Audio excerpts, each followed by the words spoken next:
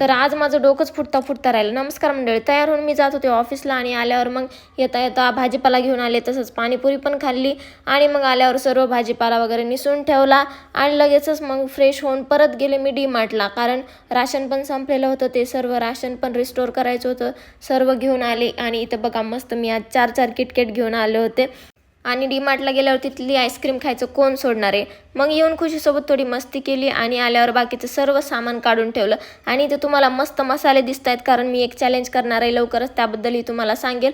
नंतर मी इथं साफसफाई करत होते आणि माझं लक्षच नाही, वर दार होतं तर मला खूप जोरात लागलं. मला भीतीच वाटत होती की डोकं फुटलं तर नसेल ना. आणि तेव्हाच खुशी माझ्याजवळ येऊन मला एकदम खूप क्यूटपणे बघत बसली होती. मग माझं दुखायचंच राहून गेलं. त्यानंतर मग भेंडीची भाजी बनवली. पोळ्या सकाळीच बनवलेल्या होत्या म्हणून मग भेंडीची भाजी आणि पोळ्या खाऊन जेवण केलं आणि लगेचच हे वाटाण्याच्या शेंगा पण सोलून ठेवल्या सकाळी भाजीसाठी. खुशीचं फूड रिस्टोर